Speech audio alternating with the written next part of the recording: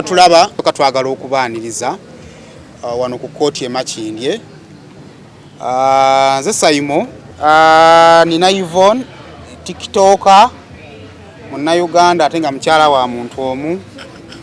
Amanyago ninawo Joey TikToker ate nga ne mukyala wa muntu omu.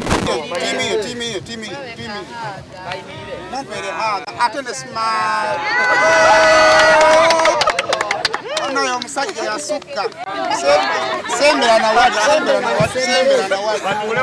tweyanza Katonda akikumpeera ekyo kalumanyeera. Njagala ebigambo byenjagala mu maaso g'abantu njagala mutunule mu kamera ezo era olunaku lwe luddambu ekinga kiddamu okubeerawo njagala muswale mu maaso ga kamera ezo okwerumaaluma mu byekito. Tandikira naawe jjo ng'okozesa eddoboozi ery'omwanguka kuba buli mukyala alina akaseera waayombera eddoboozi ne livaayo. Njagala okakasa abantu tetugenda kuddamu okufuna kwerumaaluma either ku TikTok oba mu interview. N'abamole bami twagala kubasaba amole tugakoze kuva buchankisefu ko bamusiba. I think kimala okukola amawule just aga views. Mbadde nsaba kino tukikolenga ab'amawule tugguse ensonga eno sefuka ave mu kkomera tugambe nti ffe twamugyeyo. So mbadde nsaba bonna simanyi sigenda kubasalirawo oba tebakola interview babakola. However, buli abafunye omukisa abanga afunye omukisa gwabwe bambi tetugenda mu byonoonese kubanga ebyonoonese byongera kuteeka sefuko mu kkomera. Nyaba nze sirina bigambo bingi naye kyensobola okwogera kuba kyensobola okugamba fulufiga nsaba otusonyiwe ffenna kuba waliwo abadde bakola like video bikiwe bito ne bakuggyako ngate obaamu n'ekisa muli munda okusonyiwa sefuko naye we tubanga oba twakunyiiza ffenna obanga sefuko yakunyiiza nsaba otusonyiwe ate n'abo bakola video nga bamuvuma bambi mulekeraawo kuba we mumuvuma tagenda kuvaayo ono bambi fulufiga nsaba fulu sefuko mute bambi nze nganze sina bigambo bingi naye nze nganze saba sefuko bamute bino byonna biveewo byebyange. Wasuubiza okukyusaamuko singa omwami baba mutadde n'otabeera nnyo wano ku kibegabega ng'owagira kuba oyogerwako okubeera nga gwe muwagizi nnamba emu. Kyensobola okugamba yese ebigambo biyita nti nza mubeerako emabayi ne mugamba avuma ate kitali kituufu. Ate sigenda kwetereza mu kamera kati nti sinza mugamba okuvuma naye kyensobola okugamba fulufiga tusonyiwe tukakanye tusaba tusonyiwa nyinza okwogera. Yvonne ogenda n'okwogera eddoboozi lino vaayo. Ekisooka okwapyalinga mu kamera ng'olumba ttiimu y'eno byonna bye bimwogera ffe tebiragala tukwatako tetwagala kuddamu biwulira. Ekyokubiri mu bwetoowaze obungi twagala otune mu kamera osabe omukyala fulufiga addiremu omwami wammwe bw'abanga mwami wammwe kuba twagala kufuna omukisa tumanyi ba mwami wammwe twafune ku mukisa naye batumye omukisa omusajja ali mu kkomera. Mama fulufiga nze nga Yvonne mbadde nsaba otusonyiwe twetonna kura Sefuko Ismail asobeza bangi na buli omu gyali eyo nga yakuvuma yakuyisaamu amaaso. Tubasaba ekisonyiwo okusingira ddala mama fulufiga kuba ffe tuli baana gy'oli otukwatireta otusonyiwe tusuubiza nti Sefuko wanaaba avuddeyo agenda kukyusaamu mu content we tagenda kuddamu mwoyo content avuma abantu. Nebino ebigambibwa nti nze nkulira timu attackinga ba Joey, it's not right. Anyway, I'll say I'm sorry for that if that's what they say. I'm sending my humble apologies to you. I think that's all I have. Kale, tweyanze. Sengo bado ina kyogamba. Nze nga mama wa Sefuko. Ira bwa Maimuna. Mbadde nsaba n'obwetoowaze eri fulufiga. Sikumanyi subira nange olabika tomanyi naye nga nkulaba bulabi mu bwetoowaze eri famire yange eri bakabaana baffe eri abantu bonna aba tiktokers abantu bonna gwe kikwatako bambi mu bwetowaze tusaba ekisonyiwo batusonyiwe basonyiwe mutabani wange byonna bye yakola yabikola mu butamanya naye nsaba busabi otukwatireko teremu ekisa kyo tusonyiwe muganda wa Sefuko kubanga kiyinza oba tafunanga kigambo ky'omulundi ogusookedde zinaji zi muganda wa Sefuko badde nsaba fufiga abere nga atusaasira oba nga nsaasira nga nze wadde nga sifukamidde abere nga nsaasira bigambo bitono kaliwa gundi Carlos abakeizi neziggwa ekibadde kiblockinga wano nga tewali kukwatagana naye tiimu eno esazeewo okukwatagana ku lw'obulungi bwa Sefuko tubadde tusaba tobivaamu ojje oyambe kuba tukkiriza nti no Sefuko asobola okufuluma ate ne biggweeraawo kubanga gye bigenda okujja tukkiriza nti byongera kutwonoonekera bannange si bwe kiri byongera kutwonoonekera so bonna abali wano Bukenya antifulufiga mututusiza obubaka mugambe nti abaana bagonze tewali alina kasajja tewali yeewulira sajja taliiwo era ne tusaba TikTok abali eyo abaagala okurizootinga to violence ku Sefuko tekigenda kukola kubanga ekyokuteesa twakirabako nga kikola ku bakakalaamu ne tulaba nga kikola ku ba Benson lwaki tekikola ku Sefuko tukole challenge eya fulufiga tusonyiwe nga tutandika ne ba TikTok abali wano buli akola ekiri otherwise kitegeeza nti alina ebyo byayagala okuggusa badde nsaba TikTok eyo tuva wano recording eyo video ya second ya 3 ngosa full figure akusonyo olwani olwa Sefuko sorry mbadde nsaba tukikole ekyo bwe tunakikola buli anakikola buli anasigala nga ali eri mu kuvuma kitegeeza ye alina ebyo byayagala okukola ki kubanga tiimu erwanirira Sefuko emaze okubaako kyekkiriziganyako ekiki ekimu kuyingira mu ntalo ze tutamanyi entalo z'omukyala full figure ne kusaasira tusaba zisigale nga zaaki zaabwe ffe tetuzikola ki tetuzimanyiiko era tusaba buli TikTok olutalo olwo mu lwesonyi kuba temumanyi gye lukola ki gye lwava ate telulina we luyambira Sefuko tweyanzeege Katonda abankuumire so basajja kabaka awangaale kolangako era nsaba mutukireko ku ngalo ez'amaanyi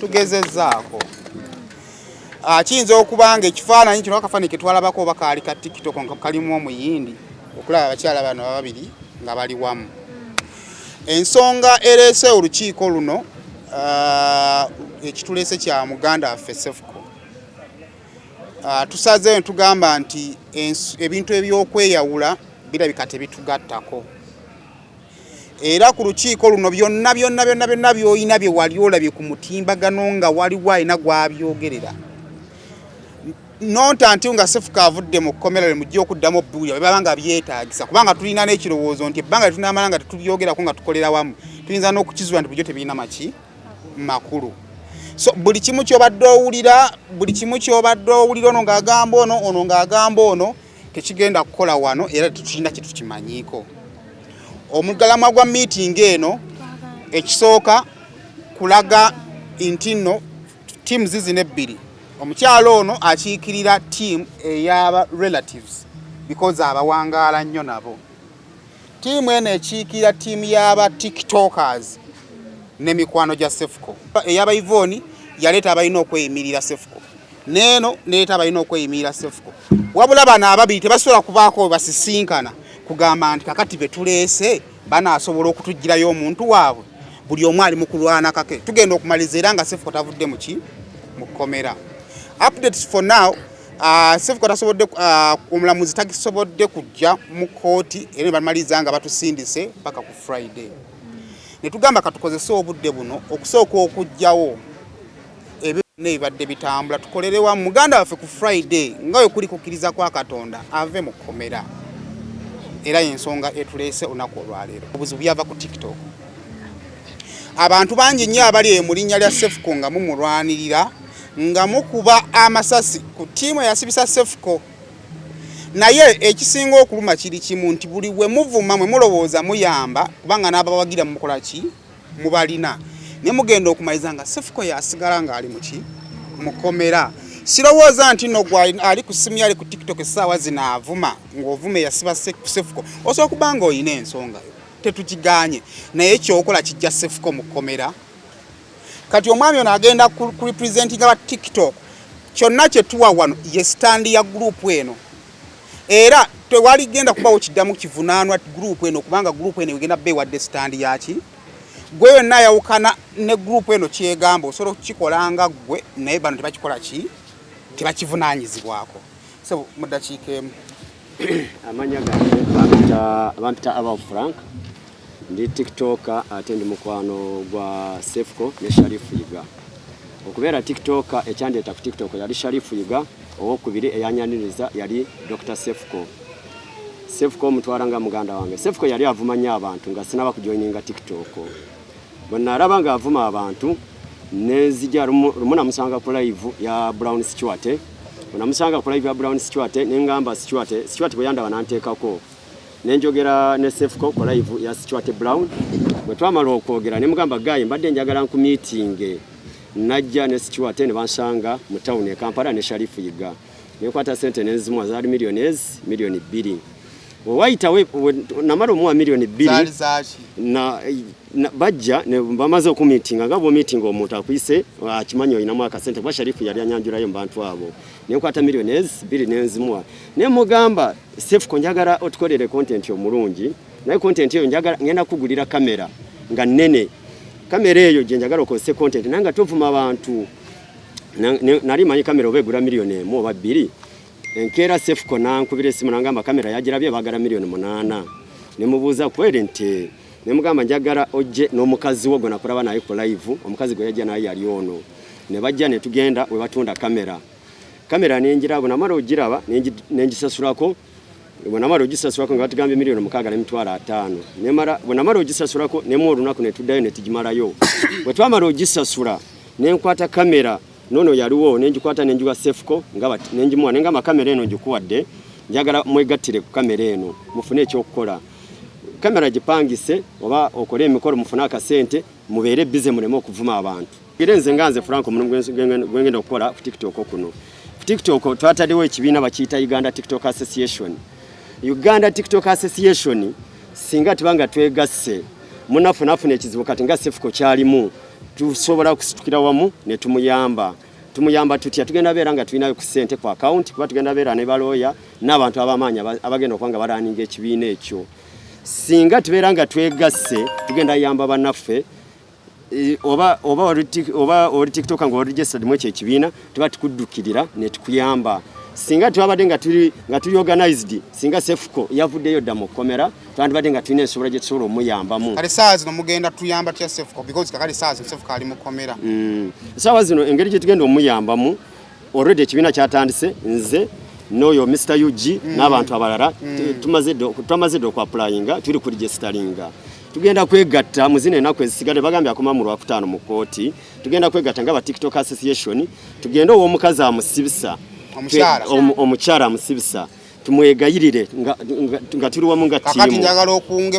ba TikTokers basizinge fire yes kyetugenda okugezaako okukola ng'okozesa kamera zino mbadde nsaba ba TikToker bw'oba omanyi ng'oli Uganda Sefco yakuvuma Sefco alina kye yakukola ekibi oba alina ekirungi kye yakukolera twegattire wamu tugende wa mama full figure tumusabe tufukamire tumusabe okusonyiwa asonyiwe munaffe Dr. Sefco buli yenna TikTok ng'oli mu kuvumira ku TikTok olw'okusibwa kwa Sefco okikola ku lulwo yes era tukidistancinga nakyo tetukikola ki tekikimanyi ku lwa Sefco era nekyo twagala okitwala w'omukyala full figure buli TikTok agolaba avuma yenoonyeza bibye avuma ku lulwe tava ku tiimu ya Sefco siba wendule right oli almost wafuka muganda Kyetusaba full figure atuyambe Sefuko amusonyiwe. Kyekyo. Kale kakati TikTok abali emitala w'amayanja tuba twegendereze nnyo mu abali emitala w'amayanja mu abasinga oppikamu omuliro singa emulumba omukyala full figure mu mulumba muri Uganda ogamba kale naye ogenda okwegendereza vidiyo ezisinga nga zonna ziva mitala w'amayanja kitegeeza nti gwali ebweru w'eggwanga tomanya buzibu muntu ali wano bomuletera omuntu ali ku ground amatalinga kinene okusinga ku muntu ali ebweru w'eggwanga tubasaba mwena aba TikTok abali ebweru w'eggwanga ntwala omukisa guno Nebasaba kuba pwira kinumane ku mutima bambi tubasaba vidiyo ezirumya omuntu ku mutima ezituusa okulaba nga muto waffe ali munda mukomera naye nga mu buyambi bwe musobola okutuwa ate kwongera kuvuma mu kyalo oli tubasaba ensonga muzireke vidiyo muzireke tolina kyova ukasitokola vidiyo eyotondera full figure era tolina kyova ukasitokola vidiyo eyotondera gavumenti kuba omusango gutuuka mu kooti gavumenti egujjako omuntu negamba Sefuko versus Uganda kitegeeza nti mwe mudiringa na ggwanga wabula tetudiringa na full figure obwetuwaze bwaffe bugenda kukola kinene nnyo ku lunaku olwokutaano insha Allah tulabe nga Sefuko avudde mukomera gwewe nakyokola manya vidiyo nga bw'ogikola bwe bagisevinga baba ne bagikuterekera okalya ddakadda omusango teguvunda kati gwakikola kusaba weddeko mbadde